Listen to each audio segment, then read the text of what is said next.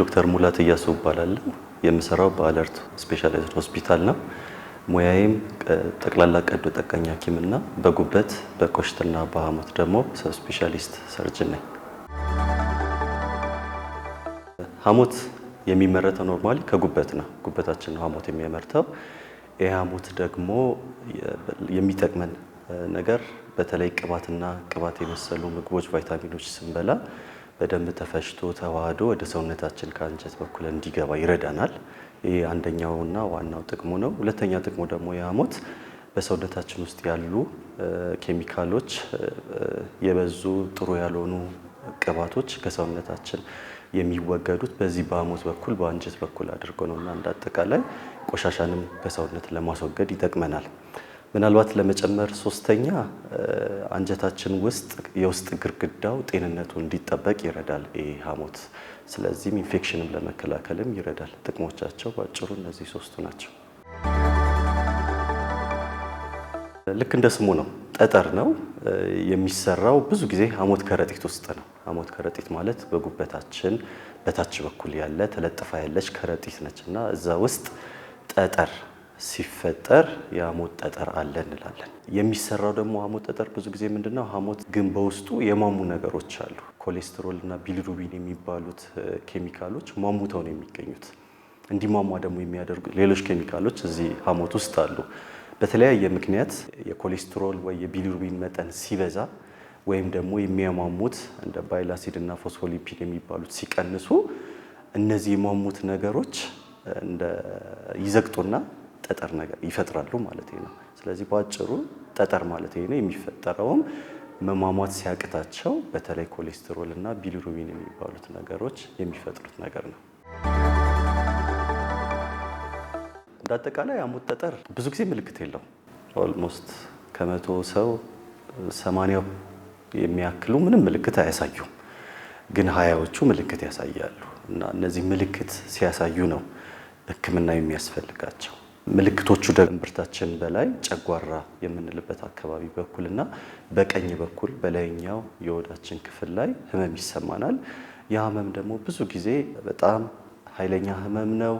ቢያንስ ለ30 ደቂቃ ይቆያል። ድንገት ነው የሚነሳው።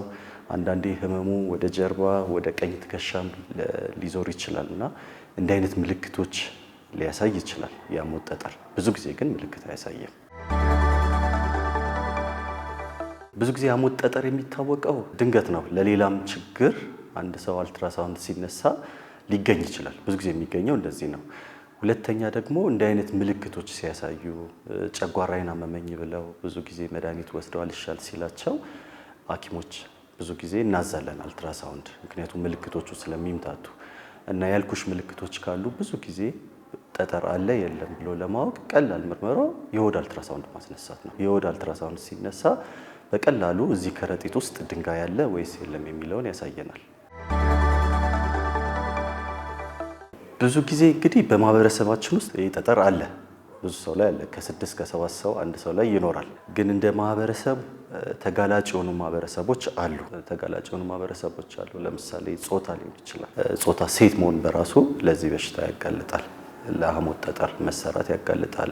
እድሜ ሊሆን ይችላል። ብዙ ጊዜ ከ40 ዓመት በላይም ሲሆን የሐሞት ጠጠር የመስራት እድል ይጨምራል። ሌላ ደግሞ እርግዝና፣ እንደዚሁ የሆርሞኖች መዛባት የሐሞት ጠጠር እንዲፈጠር ያደርጋል። ሌላኛው ደግሞ ክብደት መጨመር፣ ቅባት ምግብ ማብላት፣ እነዚህ ሲኖሩ በተለይ ኮሌስትሮል የሚባለው ኬሚካል ሐሞት ውስጥ መጠኑ ጨምሮ መሟሟት አቁሞት ወደ ጠጠርነት ይለወጣል ማለት ነው። ስለዚህ በአጠቃላይ ቅባትና ቅባት ነክ የሆኑ ነገሮች ስንመገብ ብዙ ጊዜ ለዚህ በሽታ ያጋልጣል። የሐሞት ጠጠር ያለበት ሰው ደግሞ ብዙ ጊዜ ሕክምና ያስፈልገዋል። ምልክት ካመጣ ግን ምልክት አምጥቶ ሕክምና እስኪያገኝ ድረስ ባለው ጊዜ ውስጥ በተለይ ቅባት ምግብ እንዳይበላ ይመከራል። ምክንያቱም ቅባት ምግብ በተለይ ሲበላ ሐሞት ከረጢት ውስጥ ነው ሐሞት የሚጠራቀመው። ስለዚህ ምልክት ይደርሰውና ሐሞት ከረጢቱ ያለውን ሐሞት ወደ አንጀት ስለሚልክ በዚህ ጊዜ ድንጋዮቹም ከሐሞቱ ጋር ተያይዘው ለመውጣት ሲሞክሩ አንገት ላይ ሲታነቅ ነው ይሄ ምልክቶቹ በተለይ የሚመጡት። ስለዚህ ቅባት የሆኑ ምግቦች ማስወገድ ይኖርብናል። ይሄ ጠጠር አለብን ብሎ ከተነገረን ማለት ነው። አብሮ የሚገናኙ ህመሞች ብዙ ጊዜ የታወቀው ስኳር ነው። ስኳር ህመምተኞች ላይ የሐሞት ጠጠር የመኖር እድሉ ይጨምራል፣ በተለያየ ምክንያት ማለት ነው። ብዙ ጊዜ ደግሞ ስኳር ሲኖር ደም ግፊትም አብሮ ይኖራል። ከደም ግፊት ጋርም ኮሌስትሮልም ይኖራል ብዙ ጊዜ። እነዚህ በሰውነት በደም ውስጥ መብዛት ደግሞ ኢንዳይሬክትሊ ኮሌስትሮል በሐሞት ውስጥ በብዛት እንዲገኝ አድርጎ ጠጠር የመስራት እድል ይፈጥራል እና እንዳጠቃላይ በተለይ ከስኳር ጋር ይገናኛል እና የቅባት ችግር ያለበት ሰው ላይ በደሙ ላይ ብዙ ጊዜ ለዚህ በሽታ የተጋለጡ ናቸው። ስኳር ብዙ ጊዜ ሁሉንም ሰውነት ክፍል ያጠቃል። ሁሉንም የሰውነት ክፍል ያጠቃል እና ነርቮችንም ያጠቃል፣ ደም ስሮችንም ያጠቃል። ስለዚህ ብዙ ጊዜ ሐሞት ከረጢት የተጠራቀመውን ሐሞት ምግብ ስንበላ መርጨት ይኖርበታል፣ ወደ አንጀታችን መላክ ይኖርበታል እና ለመላክ መኮማተር አለበት። ሐሞት ከረጢት ለመኮማተር ደግሞ የሐሞት ጡንቻውን መልእክት መድረስ አለበት። የሚደርሰው ደግሞ በነርቭ በኩል ነው እና ይህ ስኳር በተለይ እነዚህ ነርቮችን ስለሚጎዳ የሐሞት ከረጢት እንደ ልብ ላይንቀሳቀስ ይችላል። ስለዚህ ምን ይሆናል? ሐሞት ለረጅም ጊዜ ሳይንቀሳቀስ ከረጢት ውስጥ የመቆየት እድል ይኖረዋል። በዚህ ጊዜም እነዚህ ሟሙቶ የሚገኙት ነገሮች እንደ መስቀጥም ሊያደርጋቸው ይችላል። በተጨማሪም ደግሞ እንዳልኩት ብዙ ጊዜ ቅባትም አብሮ ኮሌስትሮልም ይኖራቸዋል። ስለዚህ ጉበታቸውን ብዙ ጊዜ ኮሌስትሮል ብዙ በሐሞት በኩል ይረጫል እና ስለዚህ የኮሌስትሮል መጠንም በሐሞት ውስጥ ስለሚጨምር ድጋሚ በጠጠር የመያዝ እድላቸው ይጨምራል። ሌላ ግን ስኳር ህመምተኞች ላይ አጽንኦት መስጠት የምንፈልገው ችግሮች ያመጣል። ጠጠር ምልክት ሲያመጣ ችግሮች ያመጣሉ እና በተለይ ስኳር ህመምተኞች ላይ የሚመጡት ችግሮች ውስብስብና ከባድ ስለሚሆኑ በተለይ ጠጠር ኖሮ ምልክት ካለ ስኳራቸውን መቆጣጠር ይኖርባቸዋል። በአፋጣኝም ደግሞ ሕክምና ቦታ ሄደው ተገቢውን ሕክምና ማግኘት አለባቸው። ከሌላው የበለጠ ለዚህ ችግር ውስብስብ ችግር የተጋለጡ ናቸው። የሐሞት ጠጠር ላይ የሐሞት ጠጠሩ ሳይዙ፣ መጠኑ፣ ብዛቱ ብዙም ሕክምናችንን አይለውጠውም። ተለቅም ብሎ አንድም ሆኖ ብዙም ሆኖ ምልክት ከሌለው ሕክምና ያስፈልገው። ግን አንድም ጠጠር ትንሽ ኖራ ግን ምልክት ግን ካመጣ መታከም አለበት። ስለዚህ መጠኑና ብዛቱ ሕክምናውን ላይ የሚያመጣው ተጽዕኖ የለውም። ምናልባት እዚህ ላይ የምጨምረው አንዳንዴ የሐሞት ጠጠር ሳይዙ ትልቅ ከሆነ ለምሳሌ 2 እና ከ2.5 ሴንቲሜትር በላይ ከሆነ ከረጢቱን ግድግዳ ብዙ ጊዜ እንዲቆጣ ስለሚያደርግ ምልክትም ባይኖር በኦፕራሲዮን እንዲወገድ ይመከራል። ለሐሞት ከረጢት ካንሰር ሊያጋልጥ ስለሚችል። ሌላም ልጨምር ካልን ደግሞ ለምሳሌ ትናንሽ ድንጋዮች ደግሞ ሌላ ችግር ያመጣሉ። ወደ መንገድ ሄደው ቆሽት እንዲቆጣም ሊያደርግ ይችላል።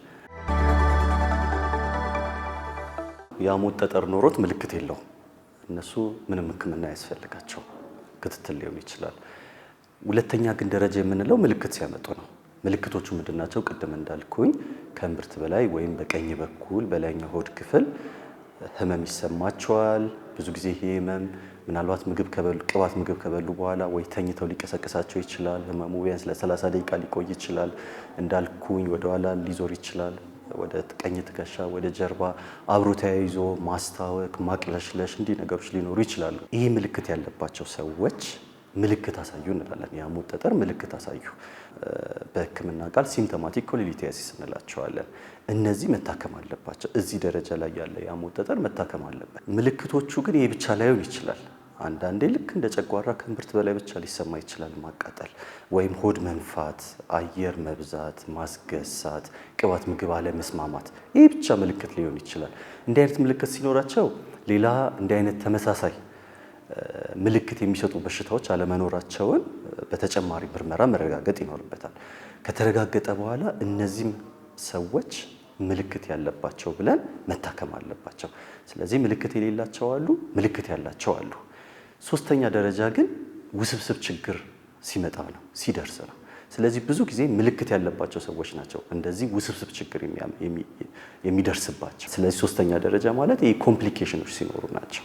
እነዚህ ኮምፕሊኬሽኖች ብዙ ናቸው። ብዙ ጊዜ ኮመን ኮምፕሊኬሽን ወይም ውስብስብ ችግር የምንለው ኢንፌክሽን ወይም ደግሞ የሐሞት ከረጢቱ ሲቆጣ ነው። ይቆጣል፣ አንዳንድም ኢንፌክሽን ይፈጥራል። በተርሚኖሎጂ አኪዩት ኮሊሲስታይትስ እንለዋለን። እንደዚህ ሲሆን አጣዳፊ ሕክምና ያስፈልጋል። ውስብስብ ችግር ነው። በደንብም ካልታከመ አንዳንዴ መድኃኒትም እየሰጠ ነው የኢንፌክሽን ተባብሶ ሐሞት ከረጢት ውስጥ መግል ሊይዝ ይችላል፣ ግድግዳውም ሊበሰብስ ይችላል። አንዳንዴም ሊቀድና ወደ ሆድ እቃ ክፍል ተበትኖ እስከ ሞት ድረስ አደጋ ሊያደርስ ይችላል። ስለዚህ ይሄ አንዱ ውስብስብ የምንፈራው ችግር ነው።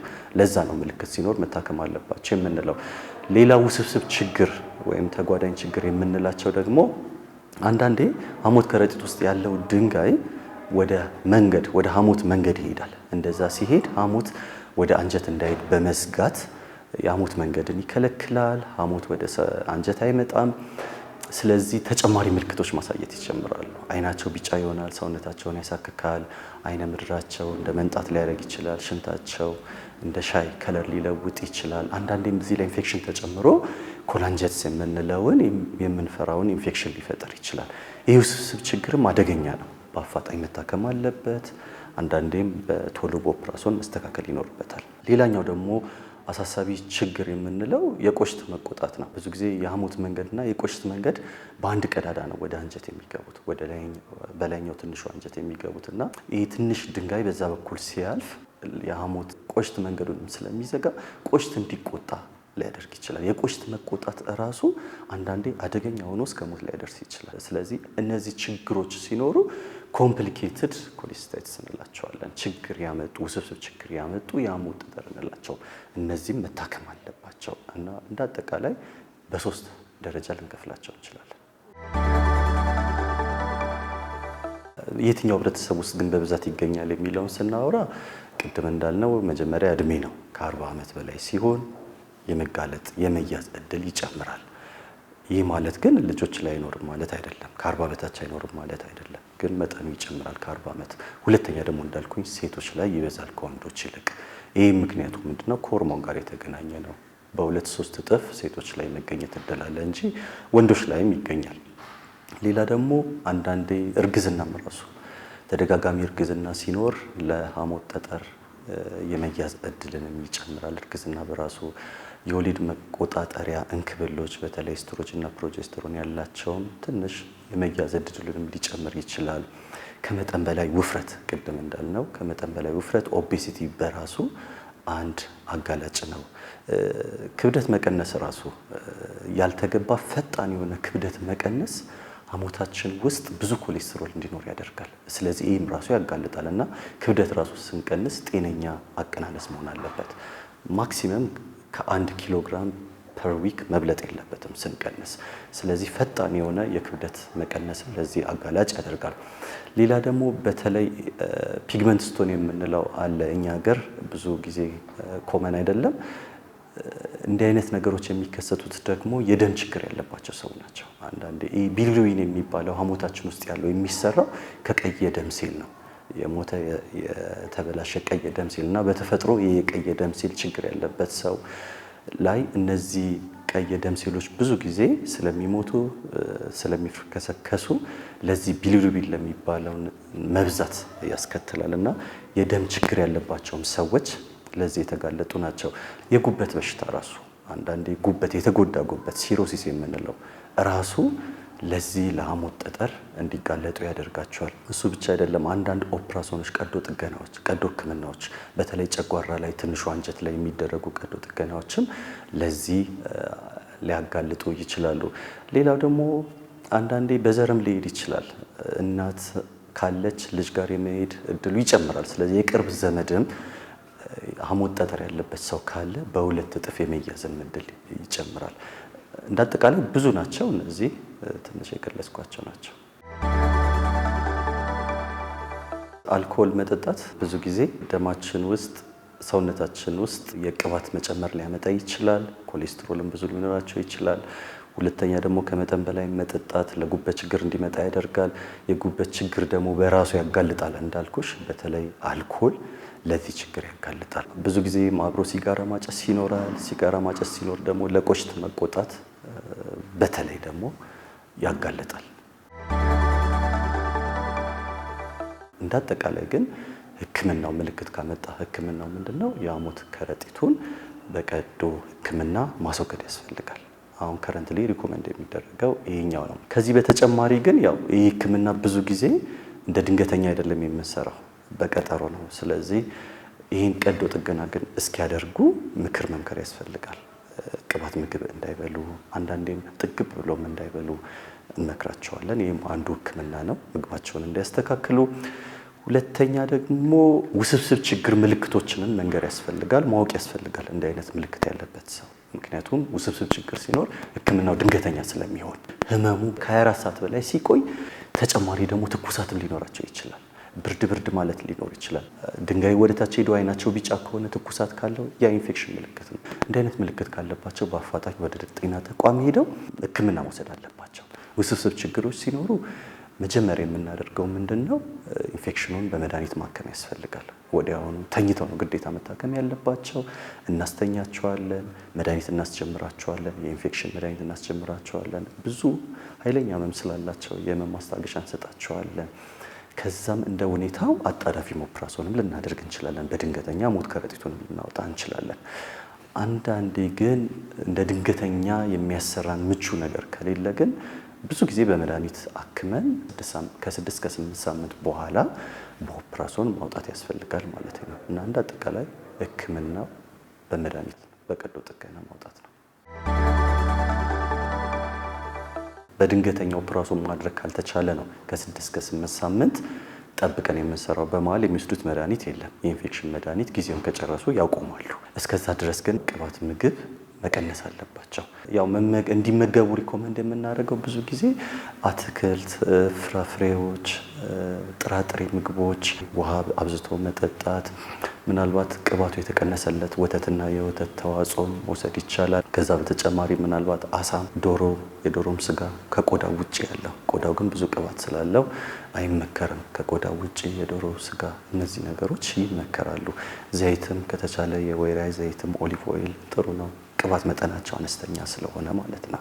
ብዙ አብዝተው እንዲመገቡ እንመክራቸዋለን። በተለይ ግን ማስወገድ ያለባቸው የተጠበሱ ምግቦች፣ ይዘታቸው ብዙ ቅባት ስለሚኖር የተጠበሱ ምግቦች፣ ፕሮሰስድ የሆኑ ምግቦች፣ ቂቤ፣ ቺዝ፣ ቸኮሌት፣ ጣፋጭ ምግቦች፣ ኩኪሶች፣ ጮማ ያለው ስጋ፣ እንዲህ ነገሮች ማስወገድ ያስፈልጋል። ያው ሕክምናው በቀዶ ሕክምና ሐሞት ከረጢቱን ማስወጣት ነው። የምናወጣበት መንገድ የሆድ ዕቃን ከፍቶ ሊሆን ይችላል አንደኛው። ሁለተኛ ግን አሁን ዓለም ላይ በደንብ ፕራክቲስ እየተደረገ ያለው ግን 4 ቀዳዳዎች ሆድ ላይ አድርገው በቴሌቪዥን ስክሪን እያዩ ሐሞት ከረጢቱን ማውጣት ነው። ላፓራስኮፒክ ኮሌሲስቴክቶሚ ይባላል። በዚህ 2 ዘዴ ሐሞት ከረጢቱን ማውጣት ይቻላል። ኦፕራሲዮን ከሆኑ በኋላ ያው መንገዱ አለ።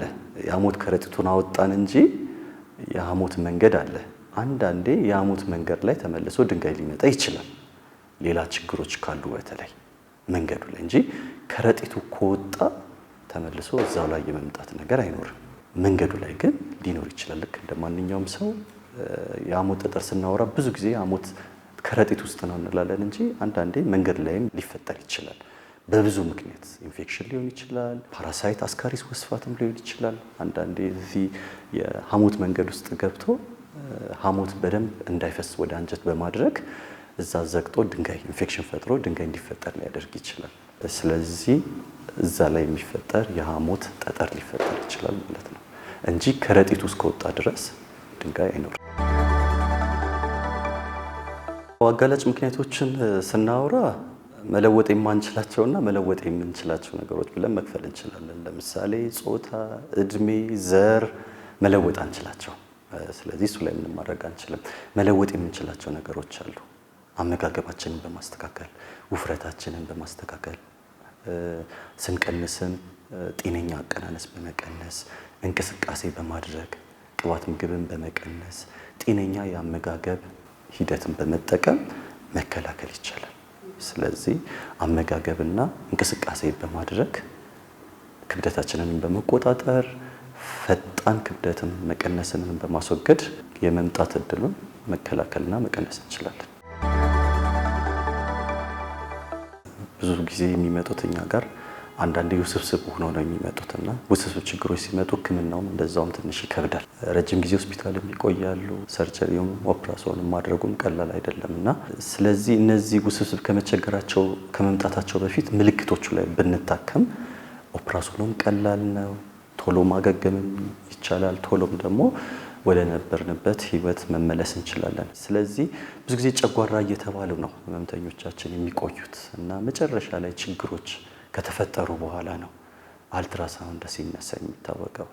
ስለዚህ ተደጋጋሚ ጨጓራ ህመም ካለ ቶሎ ብለን አልትራሳውንድ ብንነሳና በአልትራሳውንድ አለ ከተባለ ወደ ቀዶ ሐኪም ጋር በመላክ ምልክቱ የጨጓራ ነው ወይስ የሐሞት ከረጢቱ ነው የሚለውን አረጋግጦ ከሐሞት ጠጠር ከሆነ ውስብስብ ችግር ሳይመጣ በኦፕራሲዮን ማስተካከል ያስፈልጋል። ሁለተኛ ደግሞ እነዚህ ምልክቶች ብዙ ጊዜ ሄድ መጣ ነው የሚሉት።